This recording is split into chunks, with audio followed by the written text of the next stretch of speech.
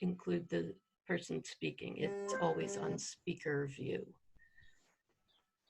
So thank you. Welcome to the 2050 Roadmap Rally screen so that we know what organization you're with.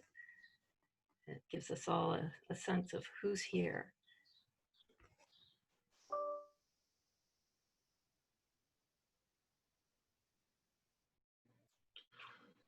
Yes, and for those of you who are just arriving, my name is Seth Evans. I'm going to be facilitating the meeting. I want to remind you that in the chat there are links to the agenda and to a number of other emails and to a frequently asked questions document. If you are interested in learning more about the roadmap bill, that's an excellent place to visit.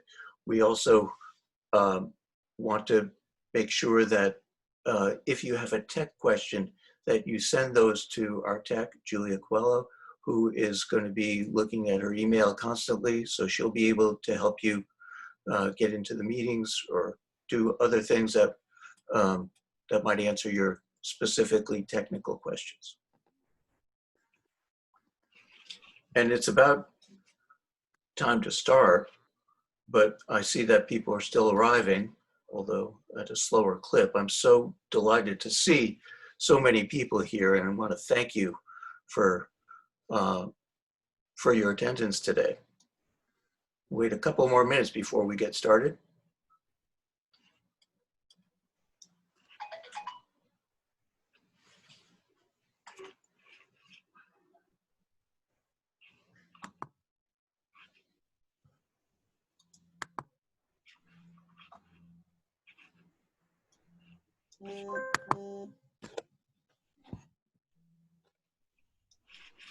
For those of you who arrived early, you're going to see that the links are being pasted into the chat regularly. So you're going to see a long list of chat things, but they're basically just 4 things that have been pasted in 20 times. So new arrivals get to see them. And again, as people arrive, please open up the agenda. If you have a minute, take a look at the FAQ file and send any questions about Zoom to our tech, Julia.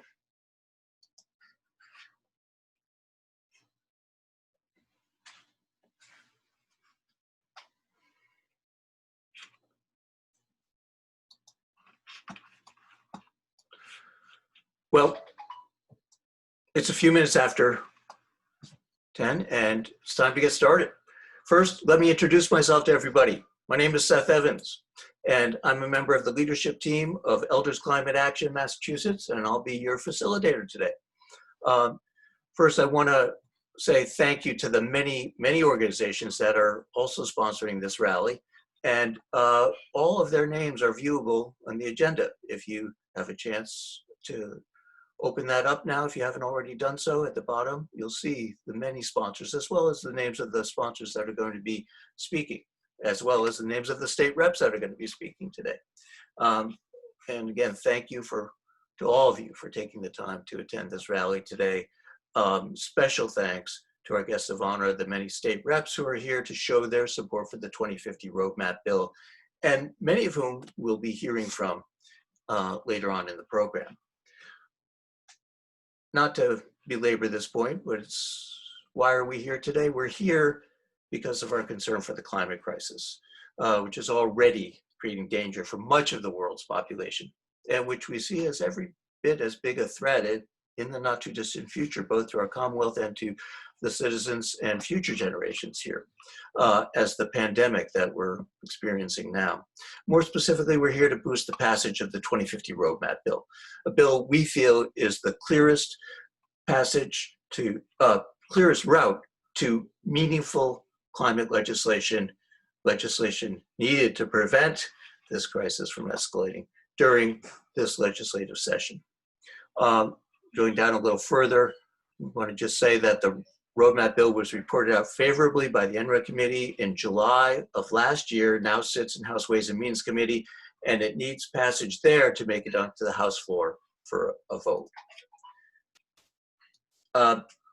We understand there's a logjam in the legislature due to the pandemic, schools, budgets, other competing legislation. But this rally was set up to seek to influence the legislative process by showing the depth and the breadth of the support for the roadmap bill at this critical time. Before we get started, I would like to ask to repeat a few important announcements about this meeting and about how the meeting will function. Those of you just arrived, please check the chat. There are links to the agenda as well as to frequently asked questions and the names of people that you can email with your questions. Julia with tech questions and Representative Moschino with questions about the bill. I want to really encourage people not to put their questions into the chat, but rather to use those links so that the chat doesn't get overwhelmed. You will get your questions answered. It may not be today if it's a question about the bill, but we'll get back to you, and Julia will get back to you immediately if you send her any tech questions. And thanks to Julia for being our tech host for this meeting. So without further ado, I'm deeply honored to introduce Representative Joan Moschino, the author of the 2050 Roadmap Bill. Joan, thank you for being here today, and thank you for explaining about the bill. Many of us know a lot about it, but we are always delighted to hear you speak about it. You're the world's expert.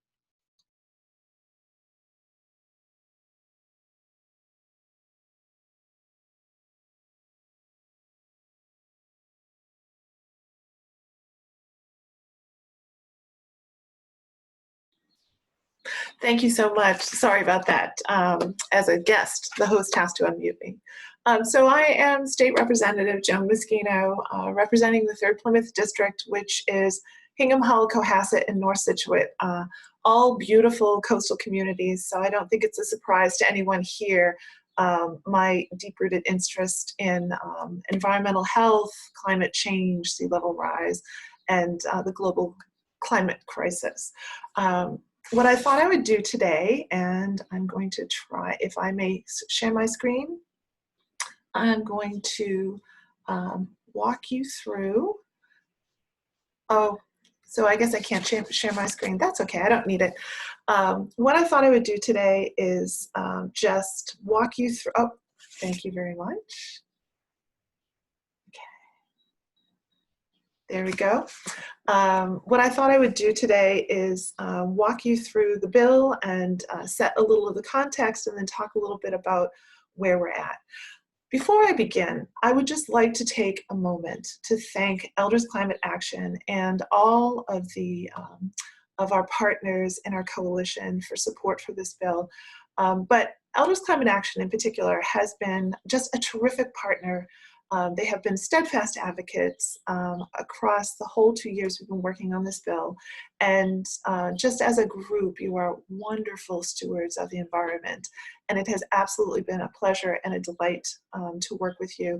And I really look forward to getting this bill across the goal line here. And we really do have you and all of the other environmental groups who've come behind us and support to thank for the success in really elevating these issues, elevating this bill. And once we get this done, I look forward to the next pieces that we'll work on together.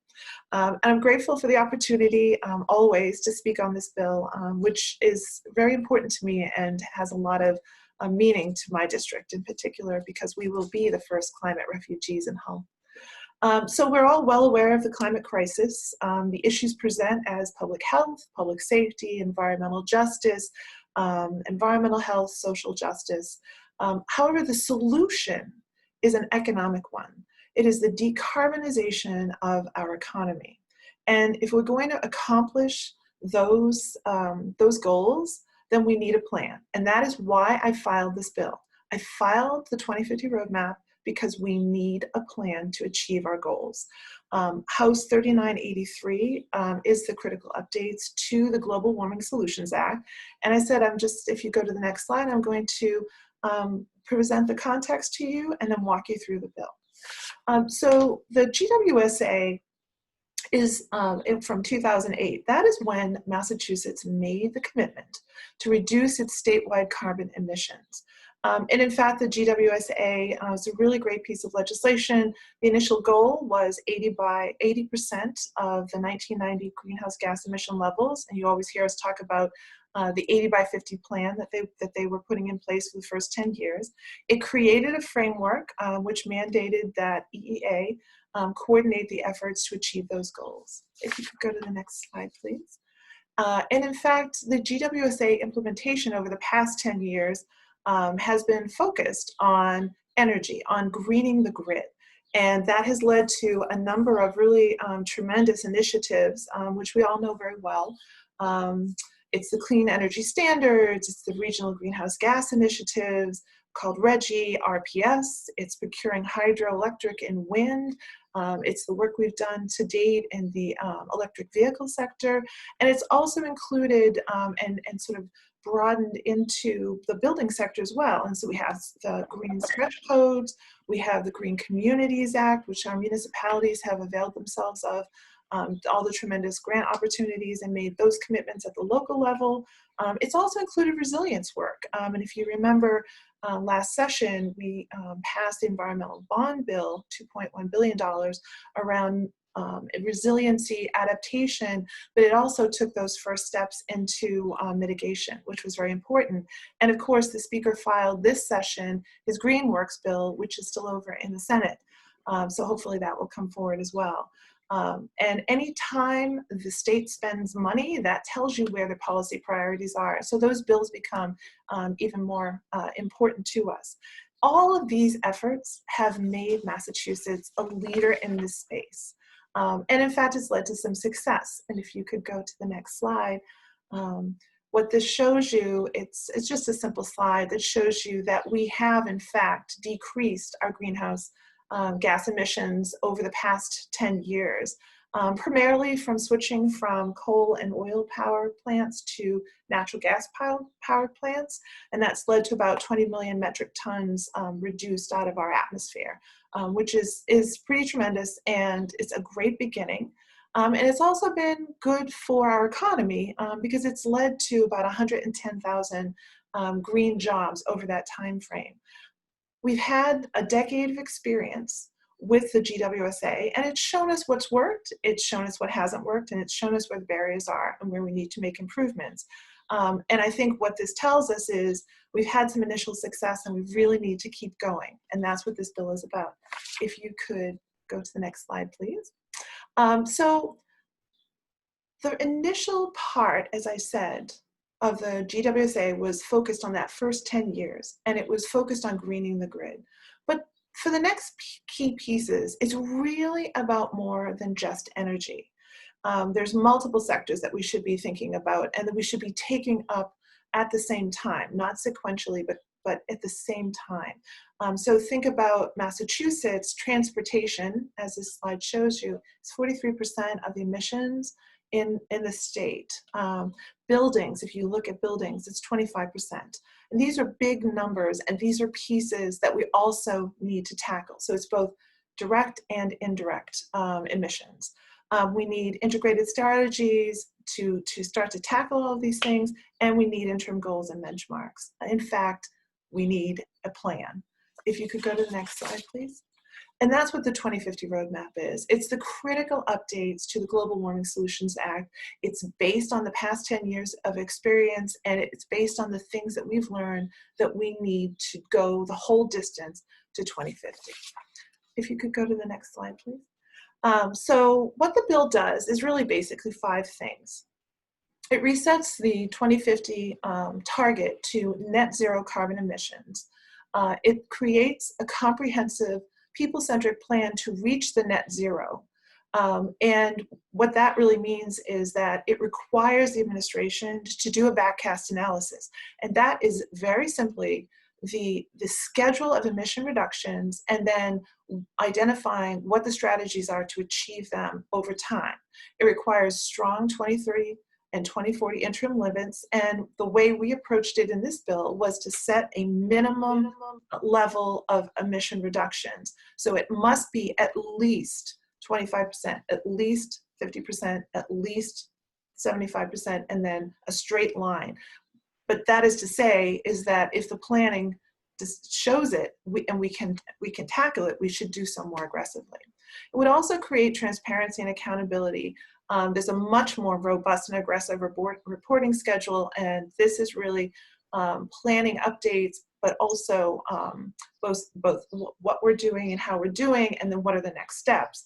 And this is really meant to create that accountability out to the public, but as well as to the legislature, because the legislature needs to be a partner in this so that we're putting forward and seeing what the priorities are for legislation to make all of this happen. And then finally, it gives the administration new definitions and some tools that will help us will reach that goal. If you could go to the next slide, please. So far, thanks to all of your advocacy, we have gotten the bill, got an early hearing. Thank you, Chairman Pignatelli, and a slight rewrite to the bill. Thank you also to his fabulous staff.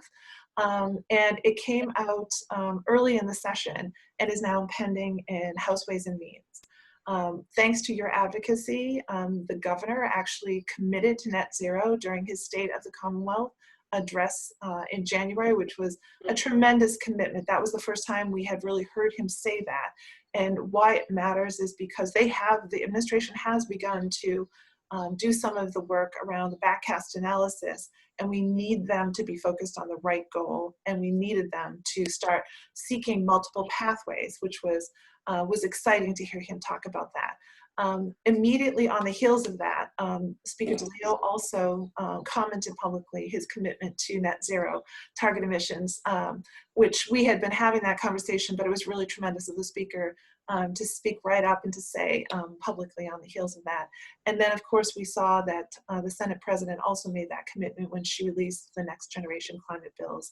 And that those are the Senator Pacheco's bills on the Senate side that mirror parts of most of the 2050 roadmap. So really where we're at right now, if you could go to the last slide, is we're in House Ways and Means. We're having an active dialogue with the chairman and with the Speaker's office. And we are respectful of the moment in time that we are at with the pandemic. That is real.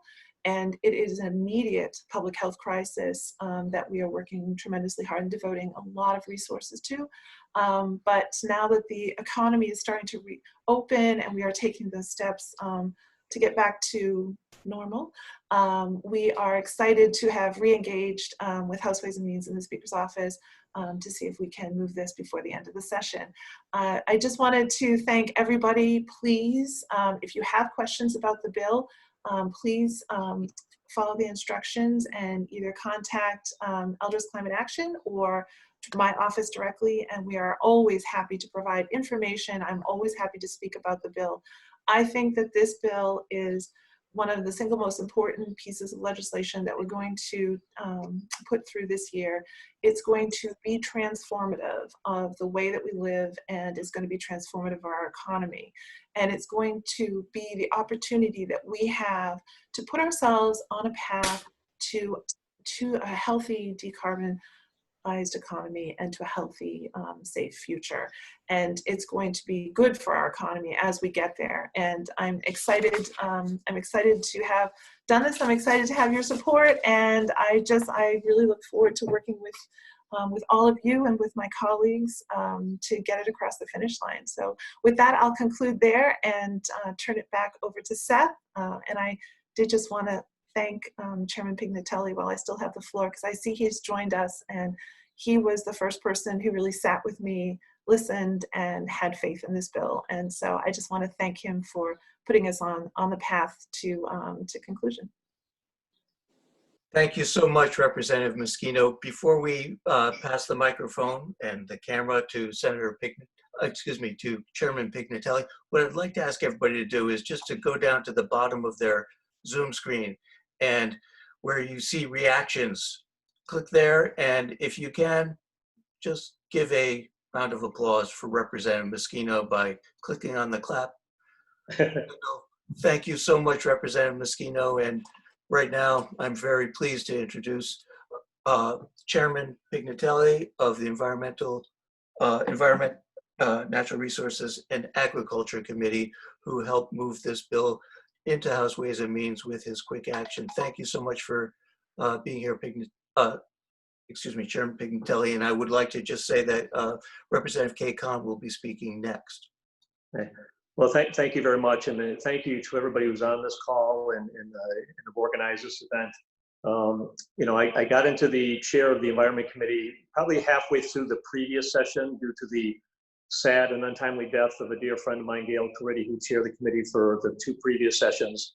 But I made a promise. Nothing frustrates me more as a legislator, especially in the second year of a legislative cycle.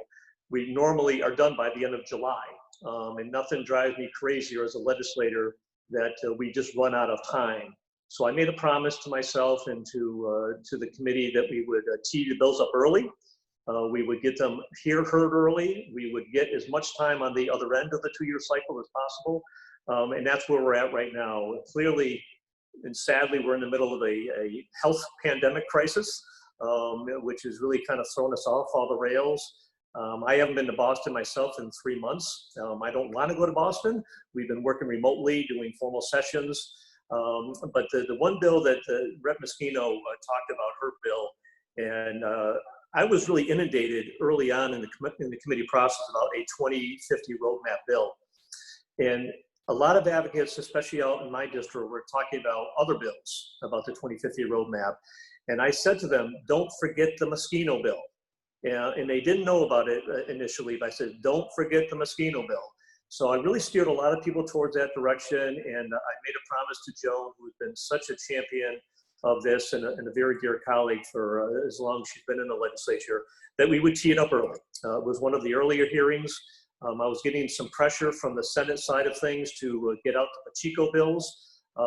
There's some good bills there with Mark Pacheco. But I said, I don't want to let those bills out unless we get the Moschino bill out at the same time. So we heard it early. We had the testimony. My staff, and God rest his soul, Bob Livin, who was my staff counsel, who passed away a month ago unexpectedly. He really did an awful lot of work on this, and I have to tip my hat to him. And I think this bill will be a memory of Bob in many ways from my office's standpoint. But the Moschino bill is a solid bill. It's a good bill. It's in Ways and Means right now. And like I said, we're in the middle of a global health crisis, but we've been in the middle of an environmental crisis for a long time. And I think Joan's bill is really spot on. I personally think it's the best bill that is in the legislature right now. I actually had this very conversation with the speaker just last Friday. Everything's been kind of thrown off the rails, like I said. We normally would be done by the end of July. I truly believe that we will be called back into session sometime this fall. We don't even have a state budget at this point. So under normal circumstances, we'd all be scrambling for the last 2 weeks of this session to get this bill across the finish line. I still would love to see that happen on Joan's bill. But if it doesn't, I don't feel any of us should feel the collective, oh my God, we lost another time. So I think that the advocacy should continue, whether it's in the next 2 weeks or the next few months. I think there's a real unique and special opportunity to do something special for the environment without waiting until the next session starts again in January of 2021. So I told the speaker, I said it would be a missed opportunity if we don't do something this legislative session. As Rep. Moschino talked about, the speaker's Greenworks bill was done very early in the process. Sadly, the other chamber hasn't done anything with it, or they did their own version of things, and we haven't been able to get that resolved. So I know that Rep. Tom Golden has got his task force working on environmental climate bills. This has to be part of that conversation. So I would encourage you all to, after this call, I personally, this is my opinion, I don't think we need to spend a lot of time advocating with the Ways and Means or the members of the Ways and Means Committee. I would really put my energy towards Chairman Golden and the Speaker of the House. I think that's where these decisions are going to be made. And this collaborative group of people that you've helped organize here across the Commonwealth, I think speaks volumes about your commitment, your level of advocacy, and the your collective ability to help us all craft a really solid bill that will be scientific-based evidence, giving us a roadmap, literally and figuratively, to do this and tackle this once and for all. I think we could be really a leader in the country on some of these things. Naively, I always say, you know, when it comes to climate change and global warming, and it's hard to do things state by state sometimes. We should have a national policy, but with the clear dysfunction that we have in Washington, I tip my hat and thank God every day that Joe Moschino is spearheading this effort. And I think I'm gonna follow her wherever she leads me. And this 2050 roadmap is a good bill, and I look forward to working with you guys to get it across the finish line. And I'd be happy and proud to lock arms with you in the governor's office when he signs this bill. But we're only going to be able to do that if we can collectively keep pushing it, keep expecting more. And if we don't do it this year, another 2-year cycle begins in January. And I tell you how much more damage could be done. And it's just a lost opportunity. So this is the time. Let's make it happen. And I look forward to working with you guys going forward. So I know some of you probably should have said that after we heard Rep. Moschino talk, that I should have just said ditto. After my intro just now, I will now say ditto to Rep. Moschino's 2050 roadmap. Thank you so much, Chairman Pignatelli. And we do have a number of other representatives that are here and ready to speak, but I do want to shout out, there's, in addition to the reps that are here, there are many, many aides and staff to the reps that have also joined us, and we want to thank them for being here, and I'm sure that they'll pass on the good word and the urgency of our message to their representatives, and so thank you to all of them. We're going to hear from Kay Khan now, Representative Kay Khan, and following her, if Representative Nguyen is in the audience, we'll hear from him. If not, we'll be hearing from Representative Gouveia.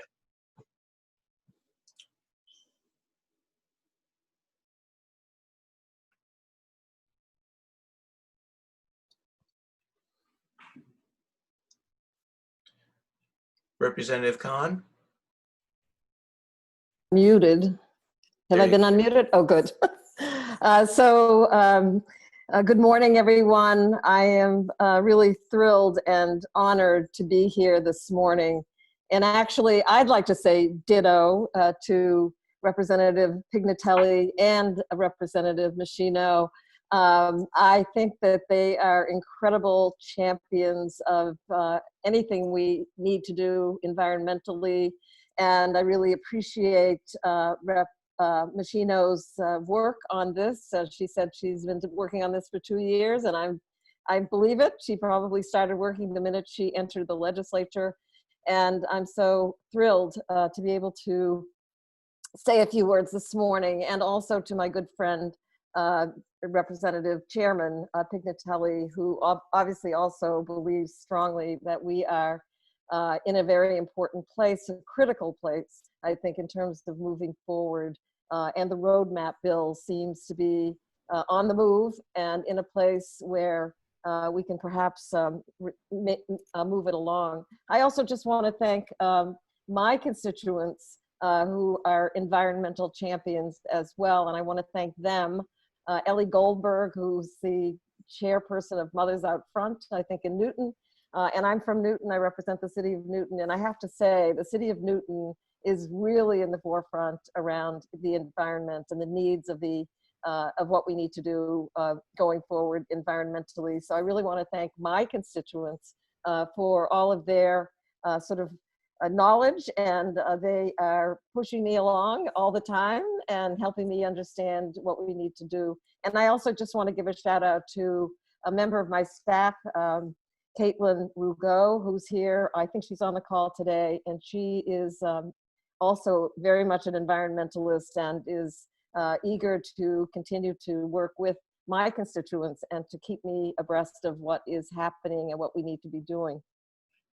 I just want to say a few words that I think that carbon neutrality by 2050 is within our reach, and it is our responsibility to our children And I'm lucky enough to have 7 grandchildren, and I think about them every day and the importance of moving forward and to get this done. And the roadmap bill lays out a very big yet promising goal and path ahead. It is designed to accelerate our progress toward net zero emissions by pushing us to exploit, and explore all possible avenues toward reaching that goal. And the time is now. And I'm so happy that we're having this. And there's so many things, as we know, that are happening at the moment. The COVID-19 has really thrown us off. And but we need to really, this is all about that. It's all about everything that's happening, whether it's racial justice or COVID-19.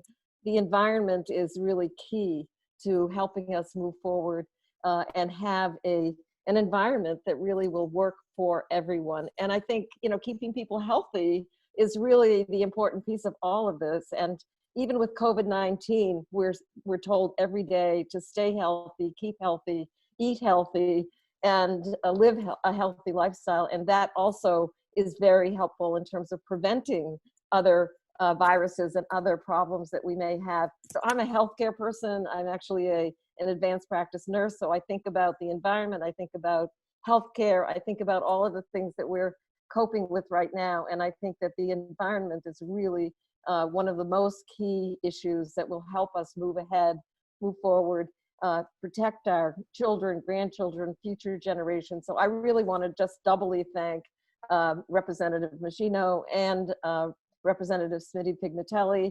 I have a little amendment I'm going to pass on to both of you that I'd like you to take a look at. I've been working with Ann Berwick, who is a true environmentalist, and she's offered some thoughts that I would like to add. So I will send that information to you. But again, I just want to thank all of you for everybody who's on this call. I know it means a tremendous amount to all of you to move us forward. And the roadmap seems like a great piece of legislation that I'm happy to support and happy to reach out to both the speaker and to Representative Golden, who is the chairman of the TUE committee. So again, thank you so much. I'm honored to be here, and just feel like we need to move forward. Thank you. Thank you, Representative Khan. Those are the words we wanted to hear. We are now going to be introducing our next representative speaker, which is going to be Tammy Gouvet.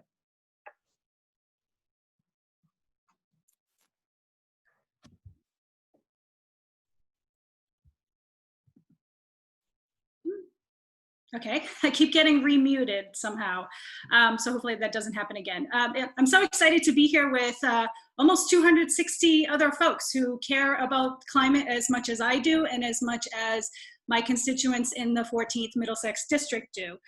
Before I share just a couple thoughts on how important this particular piece of legislation is and climate changes to my constituents, I do want to give a shout out and a thank you again to my dear colleague Rep. Moschino, as well as Chair Pignatelli. Every single time I talk to Joan, we talk about the roadmap bill. We talk about the advocacy that she's doing to work with the Speaker's office, to work with Chair Ways and Means, to really push this bill forward, and all the conversations that she's been having with so many of you who are on this call. So I just want to reiterate how much of a champion you really do have in dear Joan Moschino. And when I ran for office, I ran on a platform of climate change, healthcare, and transportation, all these things that really interact to impact our health and well-being. For those of you who don't know, I have a background in social work and public health. I'm working on a doctorate in public health. And in my public health world, I started off in environmental health policy. And so I'm not new to the scene when it comes to environmental health or climate change, and really have been excited to be able to put some of the work that I've done in my past life into the work that I'm doing in the legislature. But when I ran on a platform of climate change in the 14th Middlesex District, which includes Concord, Carlisle, Acton, and Chelmsford, I had no idea that I would be sort of walking side by side with so many wonderful champions such as Joan, and that we would have such a strong roadmap bill that I could just attach my name to and do some advocacy and work around. And so I've been trying to work behind the scenes and connecting with some of my connections, trying to get more physicians to come out and talk about the intersections of climate change and the impacts on their patients, particularly patients of color and low-income patients. We know that environmental justice is a huge concern, and that I believe is wrapped up in how we're thinking about this particular piece of legislation, because it has the component of accountability. And we know that behavior change is so incredibly difficult. And we're talking about very complicated, complex behavior changes as it relates to changing the ways that we think about our economy, how we get our energy, how we move about across the Commonwealth. And the roadmap is such a phenomenal piece of legislation because it takes into account all of those things and all those complexities in one piece of legislation, while bringing the right people to the table to be putting their heads together, to be thinking about, well, what does this look like for the future, and how do we get to where we want to be, and how do we achieve our climate goals, so we can make sure that we have an environment that is healthy and safe and enjoyable for everybody in the Commonwealth. I have an 18-year-old and a 16-year-old now who just had a birthday. And I think a lot about the impacts of the decisions that we're making now, the decisions that people made before us about our environment. And you know, I think a lot about some of the children's stories that we've read while my children were young, and just realizing how much people don't always think about the impacts of the decisions that people before us made. And so we have a lot of legacies to undo. And I think we're at a critical moment when it comes to COVID-19, when we think about public health and the investments we've made or have not made, when we think about racial justice and social justice, we're at a real pivotal point to reflect on, wow, what are the decisions we've made? What are the places where people have power and who doesn't have power? And how do we right the ship so that we are holding the appropriate folks accountable for making different decisions and changes? And the roadmap does just that in so many ways. I'm so thrilled to see so many of my constituents here who I miss you all dearly. I miss Lana Zamaro, seeing you almost every week in Carlisle, talking about climate change policy, testifying with you and others up at the State House in support, not only of the roadmap bill, but in support of so many other bills that we care about and that are also important to, you know, enacting bold climate change. I am encouraged to hear Chairman Pignatelli's assessment of sort of where things are going and where our efforts and where your efforts really need to go, getting calls into Chair Golden, as well as the speaker, just to try to keep the pressure on. I am hearing some of my colleagues, particularly on the Senate side, saying that they are not hearing enough from climate activists, which was surprising to me because I hear from you all the time, every single week, almost every single day, because we know that even though COVID-19 is here and upon us, we know that we're fighting for racial justice, that the climate crisis is still something that we need to keep our eye on the ball on. So please continue to reach out to your elected officials, your rep and your senator, as well as getting letters and calls into Chair Golden. So I thank you all for being here. I thank you all for the continued work that you're doing, for the organizations who are here, and for the ways that you have expanded your efforts to other places across the state. Because when I first came into the building, one of the things that I was noticing is that a lot of our more conservative towns and cities didn't necessarily have climate action going on. And you have taken that ball and run with it in so many different places, both in my district, but also across the Commonwealth. So let's keep those efforts up, and thank you all for being here. And I look forward to hopefully seeing you up at the State House in the near future, but if not, at least virtually. So best of luck to everybody. Thank you, Representative Gouveia. And I'd like to introduce now Representative Adrian Madaro. Representative Adrian Madaro is the author of a very important bill, which we see as a perfect complement to the roadmap bill. It's an environmental justice bill. And this is one of the ways, as Representative Gouveia has suggested, that we've expanded our efforts not only across the state, but reaching out to all sorts of other organizations that are deeply concerned with social justice and environmental justice.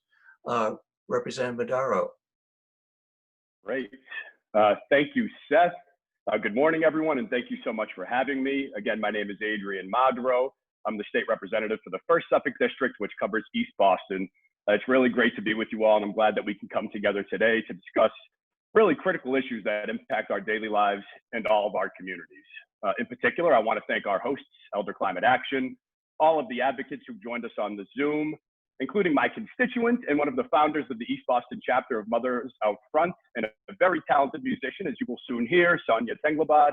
And of course, I want to thank my wonderful colleague, Rep. Moschino, who is the champion of the Roadmap 2050 bill. There is no doubt that environmental and climate change issues affect us all.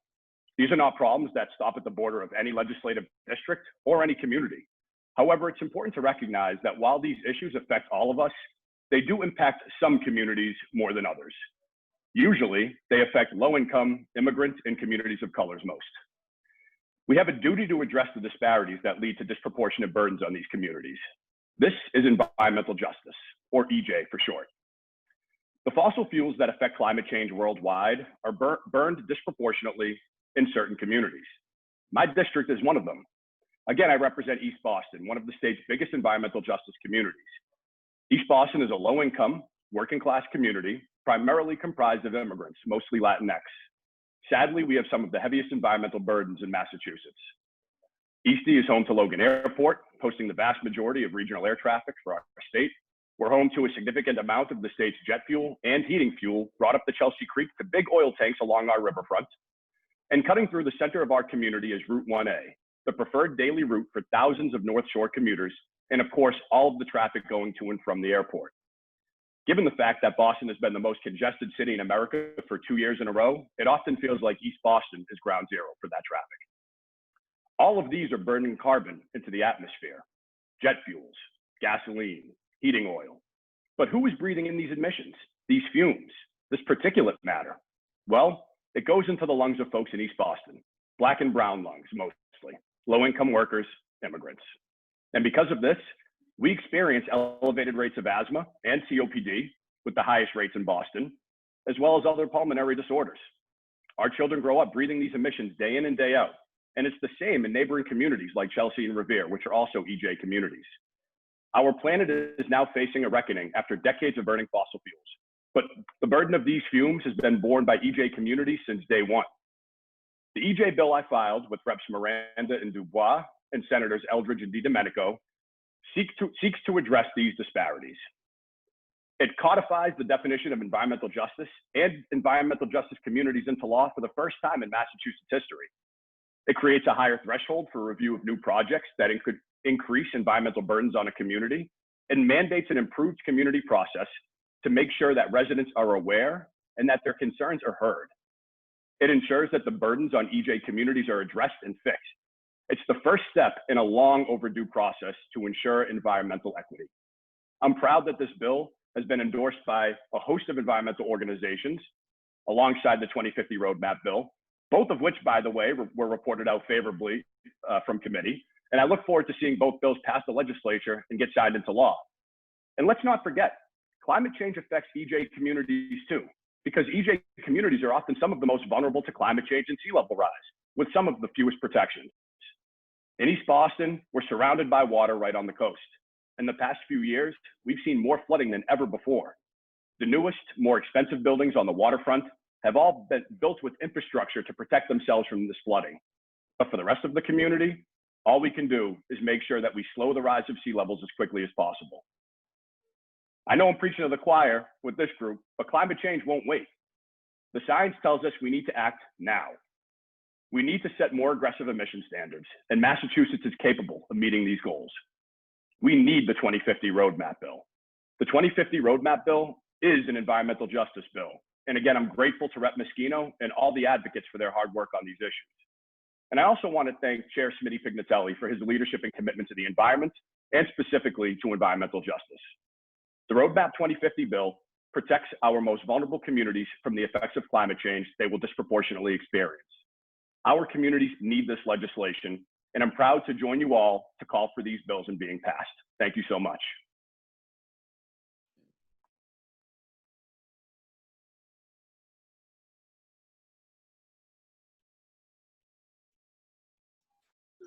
Thank you so much, Representative Maduro. I'm sorry for mispronouncing your name.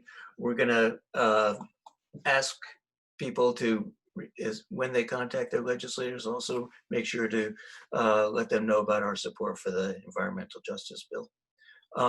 And our next speaker is going to be Jay Livingstone. Representative Livingstone is here, I believe, and following him will be Representative Sokola.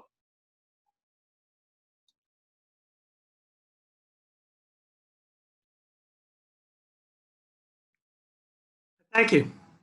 And thank you, Rep. Maduro and Rep. Messino, for your leadership on these great issues. As they both said, and as all the speakers have said so far, this is a climate crisis, and we need action now. And these are two bills, and I think they work great together with Jones having a roadmap for what happens in the next 30 years in Massachusetts, and Adrian's making sure that communities aren't disproportionately negatively impacted by that. So I'm proud to support both of them and continue to advocate for both of them. It's great that Chair Pignatelli reported about, I think they reported both of them out, and they're both in Ways and Means. And I'm also excited this term that the Speaker has made this such a priority. You know, the Speaker never files legislation or does it once a year, once a term. In this term, he started off by filing his Greenworks bill, which unfortunately is still pending in the Senate, as the first act that he wanted to take this term. And it's in both, and that would have been is very consistent with and supportive of both of these bills that we're talking about today. And in addition to that, you know, we are getting into a bandwidth issue of how much we can take on in the time remaining, and if it's going to be continued, what exactly that would look like. But the Speaker consistently has said that whenever he's talked about what additional non-COVID related things we're going to do, he's consistently said addressing the climate crisis. And that doesn't just happen. I mean, I think this, in my conversation with speakers and other leadership, I think they understand the climate crisis as well as us. But getting to the top of the heap and getting our issues that are important to us to be the ones that rise to the top takes all of us working together. And it's, you know, we have great champions in Rep. Maduro and Rep. Messino leading this effort, and I'm glad to support it. And I'm so glad to see all of you so interested in this issue and continuing to advocate for it. And so thank you, and I'll continue to do my part, but this is, getting legislation passed is always a team effort. And so I'm so proud to be part of this team and see the strength of it as we continue to move forward. Thank you. Thank you so much, Representative Livingstone. I want to just take a second to acknowledge again that there are many representatives' aides who are here participating in the meeting, and want to thank them for being here and for passing along the message that Representative Khan so articulately put. I also want to acknowledge right now that there is another representative who had asked to speak, but we are running so late. I just want to give him a shout out. This is Representative Dave Rogers. Thank you, Representative Rogers, for being here and for your support of the bill. On the agenda right now is Representative Michelle Sokola. Good morning, everyone. I'm thrilled to be here and so impressed to see how many advocates have joined us today. I'm really here just because I want to support Rep. Messino's amazing bill. This is an absolutely critical piece of legislation that we have to pass this session. As our facilitator just mentioned, we are running over time, so I'm going to be very brief.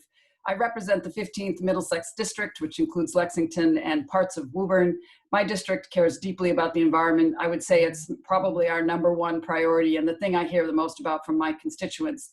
We're a community that's already passed a net zero plan, and because we have a plan, we are taking regular and consistent action steps locally to move forward on our environmental goals. And I think it's just critical. It's not enough to have aspirational goals. Without a plan, we cannot get there. Folks who know me and know that a little bit about my career know that I've been involved in planning for a very long time with the Metropolitan Area Planning Council. I was the former president of MAPC and a municipal official for 25 years, including a member of the select board in Lexington. And throughout my professional career, I worked a lot in transportation and in public health. And the intersection of these two issues, I think, is such a clear indication of why we need this particular bill. It's no surprise to folks, and it's been sad and tragic, but COVID-19 has hurt our environmental justice communities far more, and residents, Black and brown residents, have fared far worse in this pandemic. And a large reason of that is because of air quality issues, particulate matter, which comes from the transportation sector. Those slides that Joan showed us earlier really indicated how important it is for us to get our arms around what we need to do to transform the transportation system. And clearly, we have not been paying enough attention to it, and it's having a disparate impact on our low-income communities, and that's just not acceptable. So I've been a supporter of this bill since day one. I've been a co-sponsor, signed on very early, also to the environmental justice bill. Thank you, Rep. Modero, for that bill as well. I am a member of the environmental committee, so it's great to see Chairman Pignatelli here, and I'm also a member of the public health committee, and this bill in particular has been a regular priority of mine. What I'm doing to try to advance the bill is making sure that in all my interactions with leadership, it is one of my top 10 bills that I want to see us push across the finish line this session. And toward that end, I've been sending letters and emails to leadership, making phone calls, and actually asking them to look at extending the session. I don't, I'm fully in favor of us coming back after the election, after the primary, staying late into August, whatever it is that we need to do to make sure that we get this across the finish line. So again, I want to thank all the organizers, all the advocates. Your role is critical. We need your partnership. The energy you put behind these bills and legislation like this is what makes the difference. And I'm just really pleased to be here, and looking forward to working with you all to get this done this session. Thanks.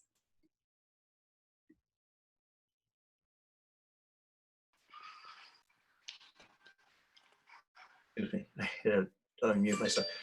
Thank you, Representative Sokol. I just want to give a shout out to Representative Blay, who's here now and has joined the meeting. Unfortunately, like I said, we're running late, so we're not going to be able to turn the microphone over to her. But right now we are inviting Brookline State Rep Tommy Vitolo to add a few words.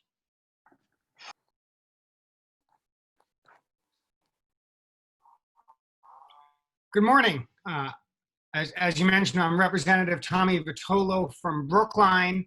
This is my first term as a state rep. Prior to working as a state rep, my job was to help persuade governments and commissioners to retire coal-fired power plants. And in fact, I've personally led teams that have retired 19 coal-fired units around the country. So this is my jam. This is my background and my experience. In April of 2020, CO2 in the environment was about 413 parts per million. We need it to be at 350, and we're going in the wrong direction, and that's because we don't have a plan. These things don't turn around on their own. We get an occasional win here or there by chance, but the fact of the matter is, good policy that looks years and tens of years in the future is what gets it done. And what makes the roadmap such a great bill is it doesn't just say, yeah, 2050. It says, no, we need intermediate steps so that we can continue to focus on the things we can control now and not push off to another session, another decade, another generation. And by the way, that's one of the things that I love about Elders for Climate Action is you're not pushing it off. You're saying, we own this. We're here now. We're going to get it done now. I have no doubt that we're going to get Rep. Moschino's bill done. I'm hoping for now. I'm hoping for like Friday. Let's do it. But the sooner the better. And I do want to quickly acknowledge that, as Rep. Livingstone said, it's a team. But the team grows strong because of mentorship.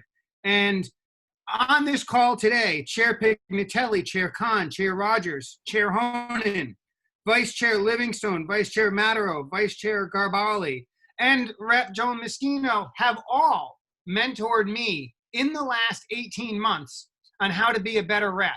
And the way that we are going to be successful is by making sure that the leaders are in a position to lead and continue to help teach newer reps so that our team grows and becomes more and more effective. And so thank you to the folks I mentioned for putting your arm around me, for saying, hey, I know you didn't mean to say it quite like that, but maybe next time try it this way, or did you think about doing this instead? We've all got to grow. We've all got to get better at our jobs. And the folks I've mentioned have personally pulled me aside and helped me become a better rep. And so I want to celebrate them for doing that and point out how important that is. But we've got more to the agenda, so let's get to the rest of it. Right. Thank you, Representative Vitolo.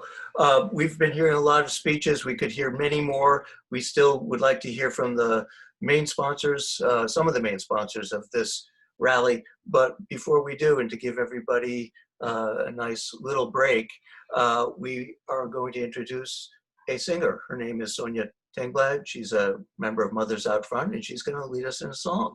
We're all going to stay on mute. Sonia, if we want to sing along, I think we'll be able to pick up the words pretty quickly. It's very liberating and fun to sing out loud when nobody can hear you. So Sonia, please lead us. Absolutely, sing and clap along. This is a song by the Okie Dokie Brothers about hope in the midst of an impending storm, and we have lots to hope for. So if you can clap along with me. There's a hard rain a-coming, I can feel it in my bones. There's a hard rain a-coming, I can feel it in my bones. There's a hard rain a-coming, I can feel it in my bones. In my bones, in my bones, in my bones, in my bones, in my bones. There's a strong wind a-coming, I can feel it in my bones. There's a strong wind a-coming, I can feel it in my bones. There's a strong wind coming, I can feel it in my bones, in my bones, in my bones, in my bones, in my bones, in my bones. There's a big flood coming, I can feel it in my bones. There's a big flood coming, I can feel it in my bones. There's a big flood coming, I can feel it in my bones, in my bones, in my bones, in my bones, in my bones, in my bones. There's hope for better weather, I can feel it in my bones. There's hope for better weather, I can feel it in my bones. There's hope for better weather, I can feel it in my bones, in my bones, in my bones, in my bones, in my bones, in my bones. One more time. In my bones, in my bones, in my bones, in my bones, in my bones. Let's do this. If everybody can just give a round of reaction applause. Thank you so much to Sonia. And Sonia, we may ask you to reprise that song as we leave the meeting. Thank you so much. That was a wonderful break. A couple other acknowledgements. I just want to say that there are a couple of other reps whose aides are here who express regrets about them not being able to be here themselves. Representative Denise Garlics, who's vice chair of the House Ways and Means, is here. Her rep Isabel Lane. Dmitry Gridnev, who's Chairman Balzer's aide, is here. So thank you for being here and for your support. Right now, we're gonna try to wrap this up quickly since we're close to 11. I'm gonna ask for the members of the various organizations that have been some of the main sponsors of this bill. Again, there are about 20 and the list is available on the agenda, but we have just a couple of minutes now for a few more speakers. And if Mark Dyden is here from 350 Mass, Mark? So I'm following the singer, huh? Okay, I think this is a tremendous effort. 350 Mass strongly supports the roadmap bill. We'd like to see some improvements to it, but we strongly support it, and we strongly support the EJ bill. And having them linked together, as was done here, I think is spectacular, and we're very enthusiastic about this. We're going to be, we need a firm foundation, and we need in law what people have promised in public, that the state is going to go to zero net by 2050. That's the bedrock on which any policy around climate change can be done. I think we need also to make sure that the plans that are developed under the bill have a just transition for the people who are now working in the fossil fuel industry, that the money that's raised, if the state goes with any of the market-based solutions that are outlined in the bill, is spent on the communities and on the people who are most hard hit, the frontline communities. We also think that we need to have a clear mandate that the deadlines in this bill are binding on the regulatory agencies that the state has. We don't want to be in court trying to convince the DPU in 2 years that we really meant 2030 and that they shouldn't be approving a facility that's going to last beyond that and emitting fuels. Those are very important. And the last little thing I'd suggest is right now the final report is set for December of 2022. And without getting too political, wouldn't it be nice to know what the final report is before we vote for the next governor? A minor change, just a date, I think would be a big help. Anyway, but again, we're strongly in favor of this bill. We're strongly in favor of linking in parallel with EJ, and we enthusiastically endorse this effort. Thank you so much, Mark. Few words now from Bethany Quokka, who is here from Conservation Law Foundation. Hi, everyone. So I cover clean energy and climate change at CLF, and I'm really excited to talk about this bill. We've been working on these issues for many years, and this bill represents so much hard work from so many people at CLF and beyond. So again, thank you to Rep. Moschino and really all the reps in the House who have pushed us forward on this, as well as all the organizers who helped put this together. So I'll try to keep this brief. When I'm talking to friends and family about why we need the 2050 Roadmap bill, here's what I like to tell them. We're on track to experience catastrophic impacts from climate change.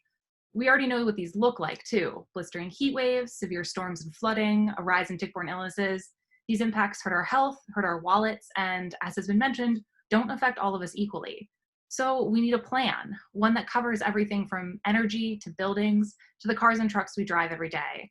And ideally, one that allows for new technology and changes that we know will come. So that's where the 2050 Roadmap bill comes in. It's super importantly a people-centered approach. It ensures we know where the disparities are so we can adjust our plans accordingly. And it's comprehensive. It covers different sectors of the economy and will bring good jobs in the renewable energy sector. And it holds our state agencies accountable to the people of Massachusetts. So this means we'll see real progress.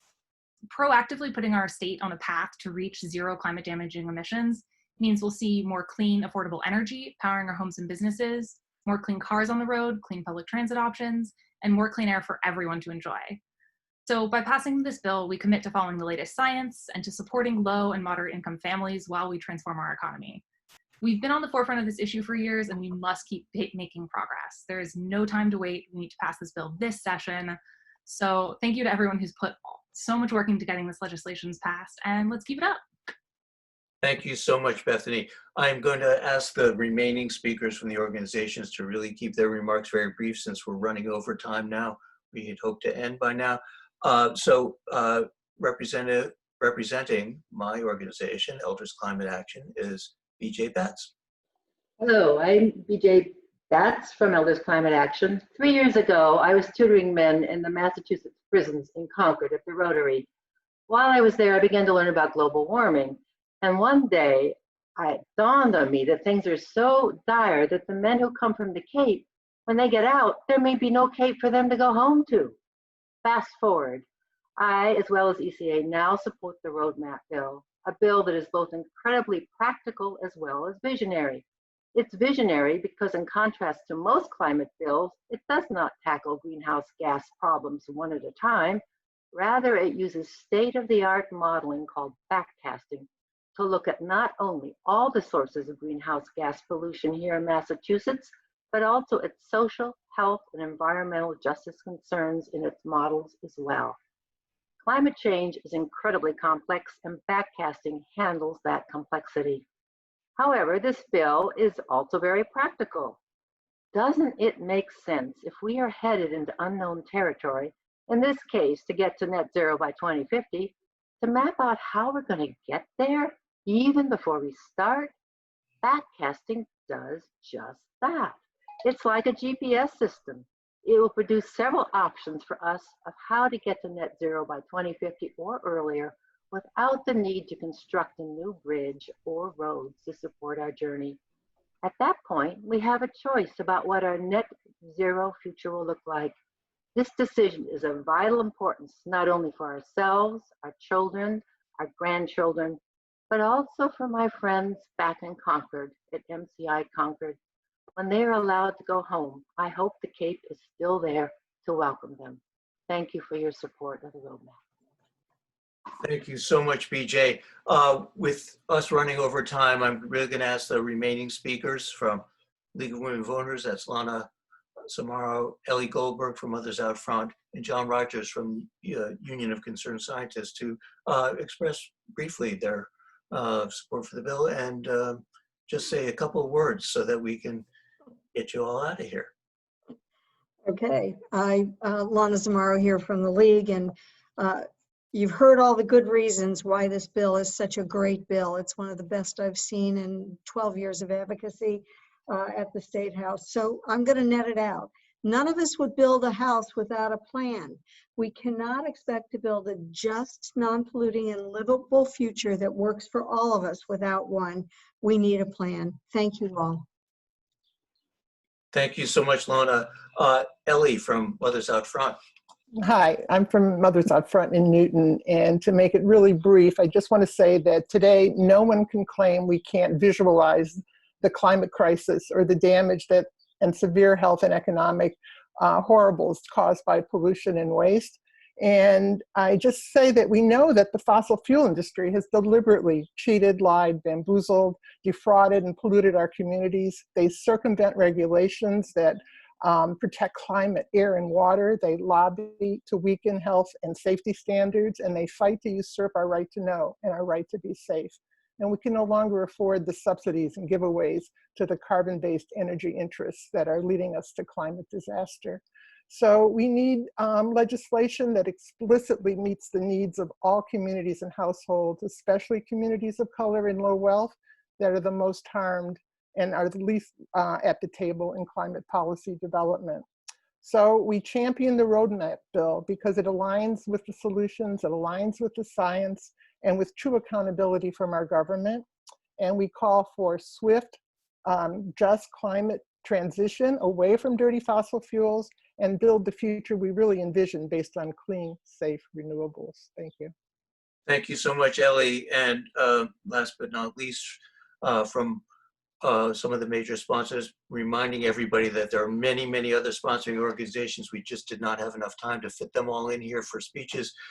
We have John Rogers from the Union of Concerned Scientists. Thank you, John. Great, and thank you all for being here. UCS works at the intersection of science and policy, and this bill really works in both those regards. The science is clear that this is the type of ambition we need. The political landscape is such that it's clear that this is the type of leadership we need to see from Beacon Hill right now for all the reasons you've heard from so many of the sponsors. You know, the 2050 target, the interim targets that make it clear that help us get there in a productive manner, the focus on low and moderate income households and environmental justice communities. So a strong endorsement from the Union of Concerned Scientists for both this bill and the environmental justice bill that Rep. Madero has been such a strong champion of. And thank you so much to all of you for working to make this a reality. Thank you so much, John. And your work has been so important to really keeping us on track. I want to end this meeting by thanking everybody for being here. I'm inviting people to stay on for another few minutes. If you want some help in actually taking action right after this meeting, we're going to convert to a little action or component here. But as we leave the meeting, if we can all not just applaud Representative Moschino and all the other reps who were here and their aides once again in the reaction, but I want everybody also to give themselves a pat on the back. We have helped to get all of us, all of our organizations have helped get us to this point. As everybody has said, we just need a little final push. We're going to stay on here and encourage you to write emails to your legislators and to call your legislators and make sure that they are getting the word to Representative Golden, to Chairman Golden, and to House Speaker DeLeo that this is urgent. Thank you so much for your attendance. Thank you again to all the reps that have been here. And the many that I didn't mention, I apologize, but this has been a great rally and forward. I'd like to actually ask Sonia if she's here to serenade us for a few more minutes. Thank you.